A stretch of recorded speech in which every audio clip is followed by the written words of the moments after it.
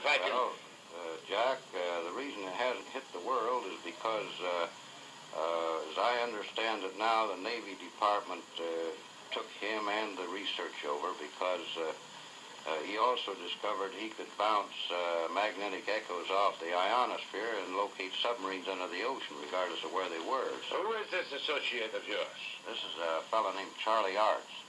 Charlie Arts? Yeah. And is he a free man walking around today? Well, he's free where he is in this super secret research he's conducting. Now, so therefore you tell me soberly in front of this television camera that things, old television programs have been recreated out of nothing. Played back with a picture and the sound just as good as the day they were broadcast. We've done this many times. Why didn't you bring one up with you?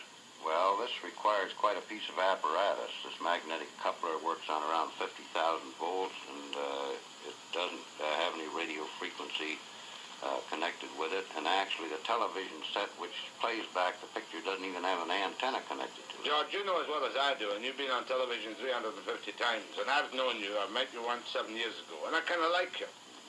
And you know what the people out there are saying. They're saying this man's a nut. Well, Jack, you know, when Fulton was running his steamboat up the Hudson River, there were people still standing on the bank saying it couldn't be done. All right, let me take you to the back, though. You have a time machine plan. You have done experiments which show you can bring the past to life. Where did this formula come from? I love that Scotch accent. Jack, the formula came from a ship that landed at my airport in 1953 on August the 24th. Which had 4 people aboard it that came from another planet. I'm breathless. Well, you're not only breathless, I was breathless. But I'm cynical, too. Well, that's fine. That's the way to be. In fact, I'm a bigger skeptic than you are of many things. I'm an unbeliever. Convince me that this really happened to you. Well, this thing is very similar to a thing that's happened in our biblical records where a Lord presented Moses with a pattern to build a tabernacle.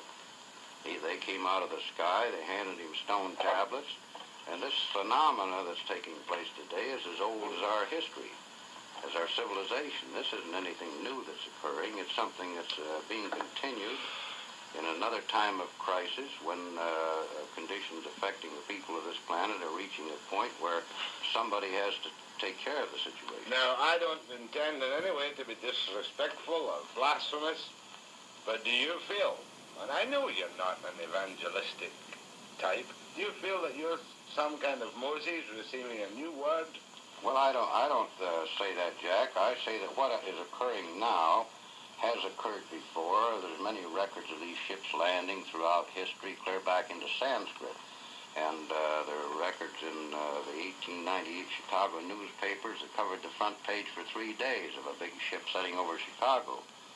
When you realize we're dealing with a type of man that is almost as far above us in intelligence as we are above the lower animals, there isn't anything phenomenal in this at all.